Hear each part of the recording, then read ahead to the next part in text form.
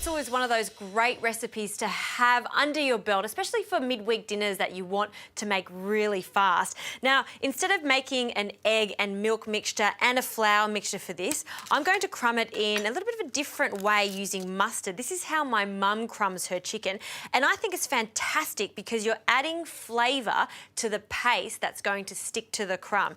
Now, I've got 2 chicken breasts here, and I'm going to cut them in half because schnitzel shouldn't be too thick. Ensure you have a flat hand on top so you don't cut yourself, and then in one clean motion, we're going to slice the chicken evenly in half horizontally, and then just keep cutting, and all of a sudden, you've got 2 perfect schnitzels that we're going to bash out. I'll do that for the next one. So 1 chicken breast is enough for 2 people. So if you're feeding 4, you only need 2 chicken breasts.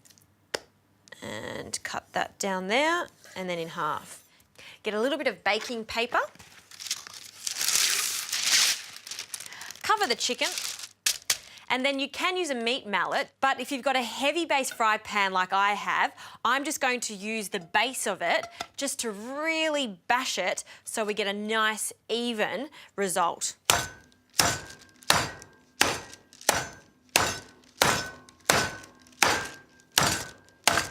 And then automatically I feel very relaxed.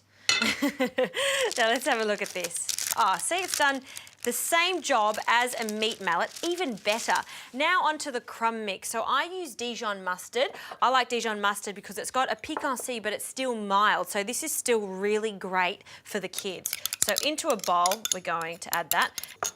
Also, I'm going to add 1 yolk. So not the whole egg. I don't want this to be eggy. So I'm just going to break my egg white in one bowl, and then the yolk just in here. Add a little bit of salt, just a small amount, and just with that spoon, we're just going to combine this mixture together. So as I was saying before, this is going to be the glue for our schnitzel. Perfect. I'm going to also add at this stage a little bit of lemon zest. And this is great because I want the scent of the lemon, but I don't want to add any of the lemon juice because it's going to make the paste too thin. So the lemon zest does a fantastic job. And now we can start crumbing our chicken. So I'll move that to the side. Use a pastry brush for this, or you can dunk the chicken in. Now you can see that there's quite a lot of mustard on there, so I'm just going to brush a little bit off and then pop it on the other one. Turn them over now on the other side. If you don't want to use Dijon mustard, you could also use horseradish cream. That's a really fun way to flavour the chicken. All right, now that that's done, all we need to do is put the crumb on. So I'm using panko crumbs today. You can use some fresh crumbs that you've made yourself. I've always got these in my pantry too. And so the chicken goes in and we're going to coat it, press it down onto it. Fabulous. Well, I'm going to finish these off and then I'm going to heat my pan and show you how to get these perfectly golden brown all over.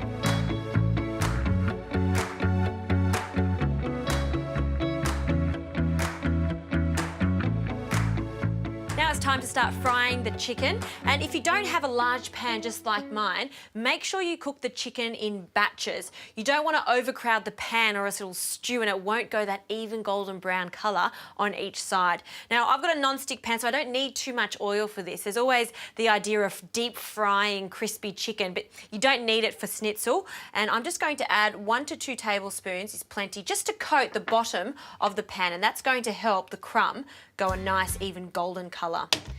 Now that my pan is hot, I'm going to add the chicken and I'm going to cook it for 1 to 2 minutes on each side.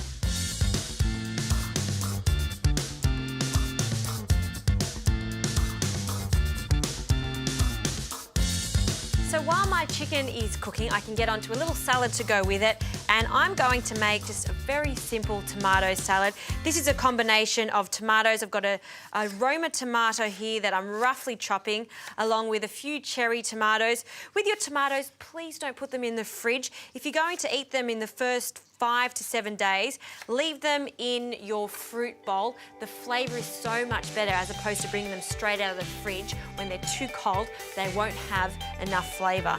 In the bowl goes the tomatoes, and I'm just going to add some good quality balsamic vinegar into this along with some sumac, salt, pepper, and a little bit of parsley. That's all it is, and it tastes so good with our schnitzels.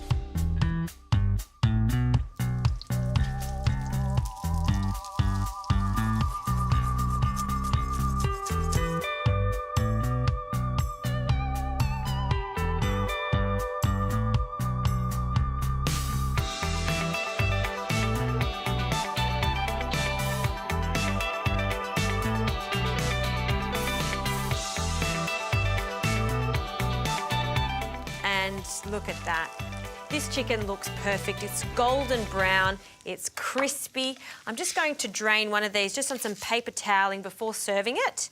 And I like to cut my chicken schnitzel in half just for presentation reasons. So just on an angle, we'll cut that.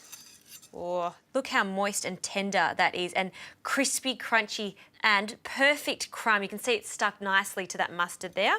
I'll just pile the chicken on top of each other, and then our tomato salad, a nice big amount of that.